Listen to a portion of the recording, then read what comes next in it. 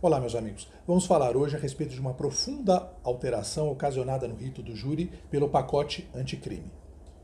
Antigamente, antes do pacote anticrime, o acusado solto, processado por um crime doloso contra a vida, ele era levado a julgamento pelo tribunal do júri. E se ele fosse condenado, mesmo que apenas altas, 15, 20, 30 anos de reclusão, como ele tinha respondido o processo em liberdade, ele não era preso em plenário. Era permitido que a defesa interpusesse a apelação e o réu respondesse a esse processo, a esse julgamento da apelação em liberdade. Agora, o artigo 492 do Código de Processo Penal foi alterado, no seguinte sentido: se o réu for condenado a uma pena igual ou superior a 15 anos de reclusão em plenário, mesmo tendo respondido ao processo inteiro em liberdade, o réu ele tem que ser preso em plenário, já iniciando o cumprimento da pena.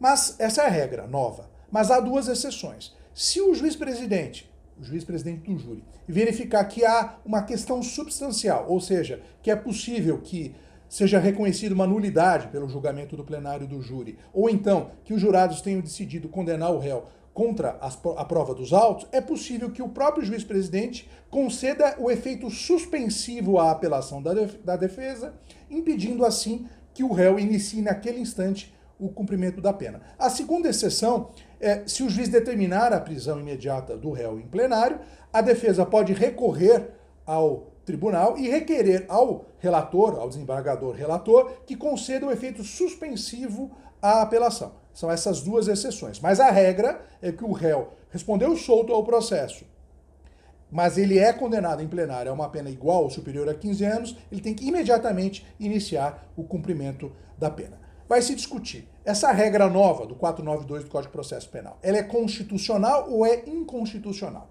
Há, possivelmente, duas posições. A primeira posição vai entender que essa regra ela é inconstitucional porque ofende a presunção de inocência, que assegura a todo e qualquer acusado o direito de não ser responsabilizado criminalmente, cumprir pena, enquanto não transitar em julgado todos os recursos.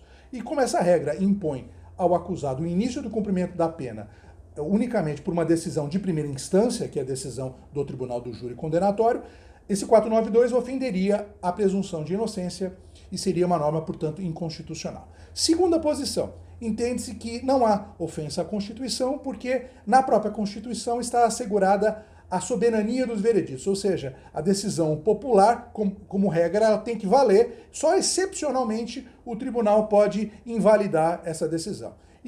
De modo que seria, portanto, o 492 constitucional, porque iria ao encontro do princípio também constitucional da soberania dos veredictos. Vamos ver agora qual vai ser a posição do Supremo a respeito do assunto.